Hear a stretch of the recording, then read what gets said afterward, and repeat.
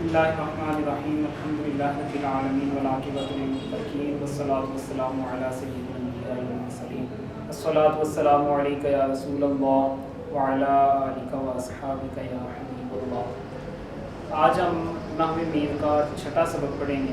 چھٹے سبق میں معرب اور مبنی کے بارے میں پڑھیں گے۔ معرب اور مبنی جو ہے یہ ایک بنیادی حیثیت ہے اس کی نحو میں معرب اور مبنی کی بنیادی حیثیت ہے، یہ بنیادی کردار ادا کرتے ہیں نحو کے قواعد میں بھی۔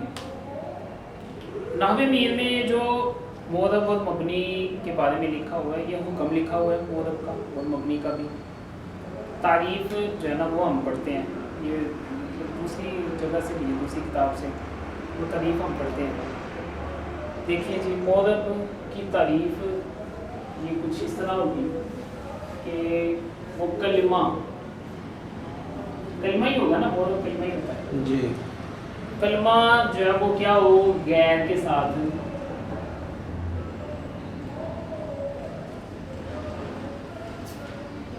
ملا ہوا ہو۔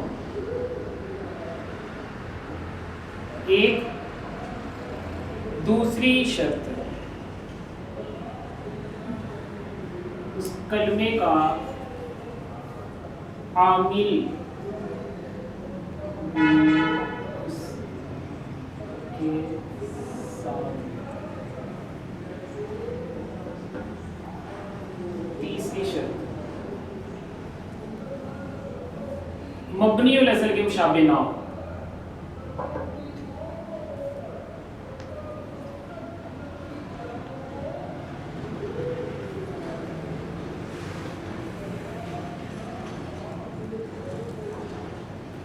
دیکھیے جی، یہ تینوں کی مثالیں بھی دیتے ہیں ساتھ میں، اس کی جو جس میں یہ نہ پایا جا رہا ہو، یعنی کلمہ غیر کے ساتھ ملا ہوا نہ ہو تو وہ کیا ہوگا، معرب نہیں ہوگا بلکہ کیا ہوگا، مبنی کے حکم میں ہوگا۔ جس طرح مثال کے طور پہ زید جو ہے یہ کیا کلمہ، یہ کلمہ ہے لیکن دوسرے کے ساتھ ملا ہوا نہیں ہے۔ ہم نے کیا کہا تھا کہ کلمہ غیر کے ساتھ ملا ہوا ہو، زید دوسرے کلمے کے ساتھ ملا ہوا نہیں ہے تو یہ کیا ہوگا، معرب نہیں ہوگا۔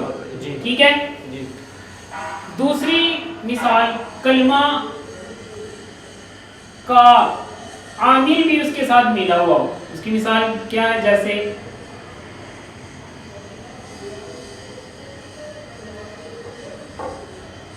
زیدین پہ تو جد آئے گا کیونکہ یہ مضاف ہے اور یہ مضاف الیہ ہے، لیکن غلام جو ہے اس پہ کوئی اعراب نہیں ہوگا۔ یہ کلمہ دوسرے کلمے کے ساتھ ملا ہوا تو ہے لیکن اس کا عامل اس کے ساتھ نہیں ہے۔ ہم نے کیا کہا تھا، اس کلمے کا عامل بھی اس کے ساتھ ہو، اس کا عامل اس کے ساتھ نہیں ہے، جب اس کا عامل نہیں ہے تو یہ معرب نہیں ہوگا۔ سمجھ آ گئی؟ تیسری مثال، یہ وہ مثال بتا رہے ہیں جو جس میں یہ کلمہ ساتھ دوسرے کے ساتھ ملا ہوا ہو۔ ہم کون سی مثال دی ہے، کلمہ دوسرے کے ساتھ ملا ہوا نہیں ہے تو وہ کیا ہوگا، معرب نہیں ہوگا بلکہ مبنی ہوگا۔ کلمے کا عامل بھی اس کے ساتھ ملا ہوا، یہ مثال کون سی دی ہم نے کہ اس میں کلمے کا عامل اس کے ساتھ ملا ہوا نہیں ہے۔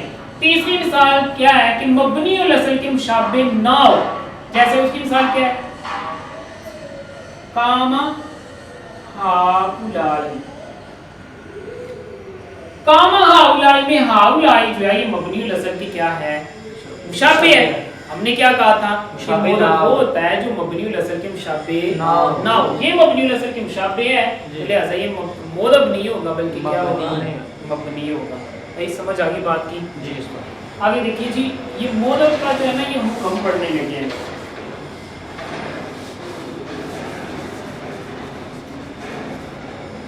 معرب کا حکم کیا ہے؟ معرب کا حکم یہ ہے کہ مختلف عوامل کے داخل ہونے کی وجہ سے معرب کا آخر جو ہے وہ بدل جائے۔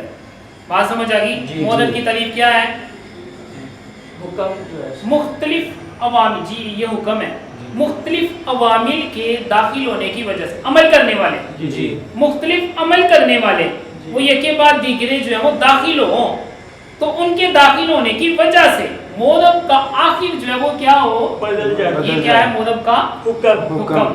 اس کی مثال دیکھیے جی، یہ مختلف عوامل ہے. یہ دیکھیں جیسے جا ہے یہ عامل ہے جی رأیت عامل ہے یہ بھی عامل ہے بار اور مررت اس کے بعد با لے لیں جی با یہ مجرور جی حرف جر یہ بھی عامل ہے یہ بھی عامل ہے اور یہ بھی عامل ہے.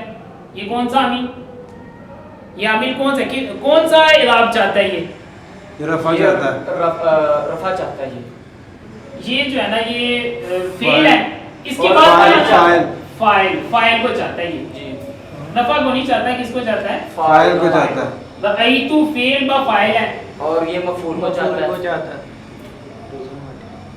یہ مفعول کا تقاضا کرے گا مطلب تو یہ اس کے بعد مجرور باہر کا بھیجا ہے یہ کس کا تقاضا کرے گا مجرور کا مجرور کا تقاضا کرے گا. سمجھ آ گئی بھائی جی مورب کا آخر جو بدلے گا جی اس کی دو قسمیں دو صورتوں میں بدلے گا جی. یا تو وہ جو اعراب اس کا جو بدلنا ہے مختلف ہونا ہے وہ اعراب بالحرکت ہوگا یا اعراب بالحرف ہوگا. دیکھیے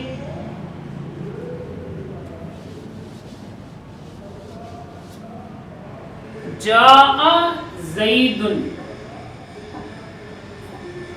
رأیت زیدا مررت بی زیدن زیدن یہ مولب کا اعراب بدلا ہے جی ایسے ہی مولب کا آخر جو ہے وہ کیا ہوا ہے بدل گیا لیکن یہ بدلنا جو ہے یہ اعراب حرکت ہے. بات سمجھ آ گئی بھائی جی. ایک صورت میں مولب کا جو اعراب وہ بھی بدلتا ہے لیکن وہ اعراب بالحرکت نہیں ہوتا اعراب بالحرف ہوتا ہے. یہ اس میں جو ہے نا وہ اعراب کی دو قسمیں بھی پتہ چل گئی. اعراب کی دو قسمیں ہوتی ہیں کون کون سی اعراب بالحرف اور اعراب بالحرف اور اعراب بالحرکت. اعراب بالحرکت یہ اعراب بالحرکت پڑھ لیا. اعراب بالحرکت دیکھتے ہیں وہ کیا حرف دیکھتے ہیں وہ کیا ہوتا ہے جیسے جا عامل یہی ہوں گے یہاں پہ بھی رأیت اور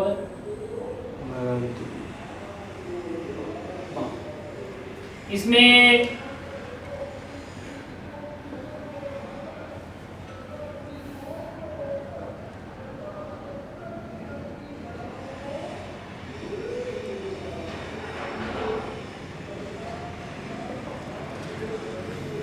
جاء ابو کا رأیت ابا کا مررت بی ابی کا اس میں مولب کا جو آخر ہے جی وہ تو ایک جیسا ہی ہے جی. وہ تو بدلا نہیں ہے جی لیکن اس میں وہ جو حرف ہے جی. حرف میں تبدیلی آ گئی ہے جی سمجھ آئے گی نہیں جی. وہ کیسے کہ یہ جو جاء رفع کا عامل ہے فعل ہے اور فاعل کو چاہتا ہے آگے تو وہ فاعل جو وہ کیسے ہے ابو کا جی نسب کا جو یہ فعل نسب کا عامل ہے کیوں کیونکہ فعل اس کے ساتھ فاعل بھی ہے اس کے بعد کیا آنا ہے مفعول منصوب ہوتا ہے جی. تو یہ نسب کا عامل ہوا جی. تو یہ اس کی حالت بھی بدل گئی ابا کا ہو گیا جی. اور مررت کے بعد کیا ہو گیا ابی کا جی. سمجھ آ گئی جی. یہ والا جو بدلنا ہے یہ اعراب بالحرف ہے حرکت نہیں ہے. جی. اعراب یعنی مولب کا جو آخر بدلے گا اس کی دو قسمیں ہیں جی. یا تو اعراب حرکت بدل جائے گی اس کی جی جی یا حرکت نہیں بدلی تو کیا ہوگا حرف بدل جائے گا. تو اسے یہ بھی پتہ چل گیا کہ اعراب کی دو قسمیں کون کون سی اعراب بالحرف اعراب بالحرف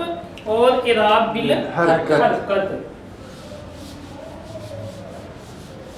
اب اس میں ایک اور چیز دیکھیے یہ جو عامل ہے جس طرح یہ پہلے بھی لکھا تھا جاء رأیت اور آگے یہ باہر فجر یہ عامل جو ہے نا یہ تقاضا کس کا کرے گا یہ تینوں عامل ہیں جی یہ کس کا تقاضا کریں گے یہ جو عامل ہے یہ فاعل کا تقاضا کرے گا جا یہ تقاضا کرے گا کس کا فاعل کا فاعل یہ مفعول اور مجرور یہ مجرور کا تقاضا کرے گا. جاء عامل ہے رأیت یہ تینوں جو ہیں یہ عامل ہے جاء رأیت اور مررت تینوں کیا ہیں عامل عامل. یہ عامل ہے یہ عامل ہے اور یہ تقاضا کس کا کر رہا ہے فاعل کا. یہ رأیت فعل بفاعل ہے یہ تقاضا کس کا کر رہا ہے اور اسی طرح مررت یہ اس کے بعد باہر فجر ہے یہ تقاضا کس کا کر رہا ہے مجرور کا. اب یہ تقاضا کر رہے ہیں فاعل مفعول اور مجرور کا جی سمجھ آئی. فائل یہاں پہ فائل بھی لگا دیں جی، جاء زید، رأیت زید زید، اور مررت زید بزید۔ تقاضا اس نے کیا ہے مجرور کا، جی جی اس نے تقاضا کیا مفعول مفعول کا، اور اس نے تقاضا کیا کس کا؟ فائل کا فائل کا۔ اب فائل تینوں نے تقاضا کیا، یہ بات فائل کا اس نے تقاضا کیا، ہاں جی جا فعل نے، رأیت فعل نے تقاضا کیا کس کا؟ مفعول کا، اور مررت کے بعد جو باہر فجر ہے اس نے تقاضا کیا کس کا؟ مجرور مجرور کا۔ فائل نے تقاضا کیا ہے اعراب کا، جی وہ جو رفع ہے نا، رفع کا تقاضا اس نے نہیں کیا، جا فعل نے نہیں کیا، فعل نے تقاضا کیا کس کا؟ فائل کا۔ سمجھ آگی بات کی؟ جی اب فائل نے جو رفع ہے نا، رفع کا تقاضا فائل نے کیا ہے، جا فعل نے نہیں کیا۔ جی بات سمجھ آگی بھائی؟ جی یاد ہو گیا؟ جی جا فعل نے تقاضا کیا کس کا؟ فاعل کا۔ فائل کا۔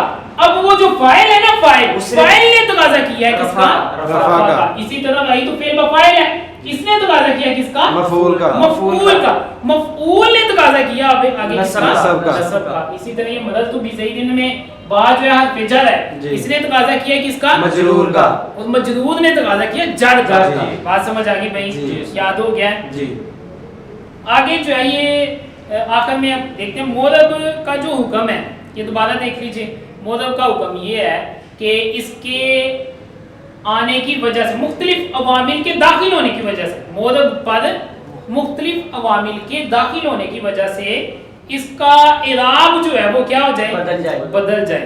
یہ مورب یعنی کا جس طرح کا عامل ہو اسی طرح کا اعراب اس پہ آ جائے، تو یہ کیا ہے؟ مورب کا حکم۔ اعراب جو ہے اس کی دو قسمیں ہیں، کون کون سی؟ اعراب بالحرف اور اعراب بالحرکت۔ اعراب بالحرکت جو ہے وہ حرکت کے ساتھ آئے گا، نام سے ہی پتہ چل رہا ہے، اور اعراب بالحرف جو ہے وہ حرف کے بدلنے کی وجہ سے وہ جو ہے نا وہ اعراب ہوگا۔ جی سمجھ آ گئی بھائی؟ جی۔ یاد ہو گیا؟ جی۔ یہاں تک تھا ہمارا چھٹا سبق، اور آگے سے انشاءاللہ پھر پڑھیں گے۔